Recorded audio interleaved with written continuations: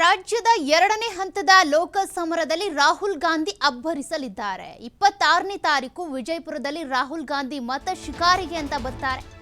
ದಕ್ಷಿಣದಲ್ಲಿ ಮತದಾನ ನಡೆಯುವಂತಹ ದಿನವೇ ಉತ್ತರದಲ್ಲಿ ರಾಹುಲ್ ಗಾಂಧಿ ಮತ ಭೇಟಿಯಾಡ್ತಾರೆ.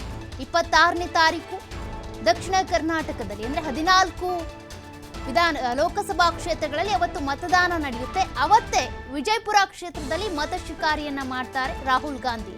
ನಗರದ ಸೊಲ್ಲಾಪುರ ವೃತ್ತದಲ್ಲಿ ರಸ್ತೆಯ BLD ಸಂಸ್ಥೆಯ ಆವರಣದಲ್ಲಿ ಸಮಾವೇಶ ನಡೆಸುತ್ತಾರೆ.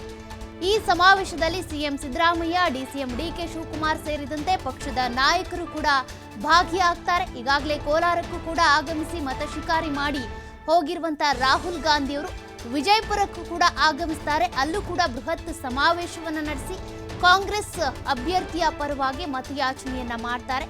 ಈ ಒಂದು ಸಮಾವೇಶದಲ್ಲಿ CM Siddaramaiah, DCM DK Shivakumar ಸೇರಿದಂತೆ ಕಾಂಗ್ರೆಸ್ನ ಮುಖಂಡರು, ನಾಯಕರು ಕೂಡ ಭಾಗಿಯಾಗ್ತಾರೆ. 26ನೇ ತಾರೀಕು ವಿಜಯಪುರದಲ್ಲಿ ನಡೆಯುವಂತಹ ಬೃಹತ್ ಸಮಾವೇಶ ಇದು. ಈಗಾಗಲೇ ಕೋಲಾರಕ್ಕೂ ಕೂಡ ಆಗಮಿಸಿ ಅಲ್ಲೂ ಕೂಡ ಮತಭೇಟಿಯನ್ನು ಆಡಿರುವಂತಹ ರಾಹುಲ್ ಗಾಂಧಿ ಅವರು ವಿಜಯಪುರದಲ್ಲೂ ಕೂಡ ಆಗಮಿಸ್ತಾರೆ. ಅಲ್ಲೂ ಕೂಡ ಮತದಾನವನ್ನ ನಮ್ಮ ಕಾಂಗ್ರೆಸ್ಗೆ ಮಾಡಿ ಕಾಂಗ್ರೆಸ್ಸನ್ನ ಈ ಬಾರಿ ಗೆಲ್ಲಿಸ್ಕೊಡಿ ಅಂತ ಮತಯಾಚನೆ ಮಾಡ್ತಾರೆ. ಈ ಮೂಲಕ ಕಾಂಗ್ರೆಸ್ನ ಅಭ್ಯರ್ಥಿಗಳಿಗೆ ಬಲ ತುಂಬೋದಕ್ಕೆ ಅಂತ ರಾಹುಲ್ ಗಾಂಧಿ ಅವರು ಬರ್ತಿದ್ದಾರೆ.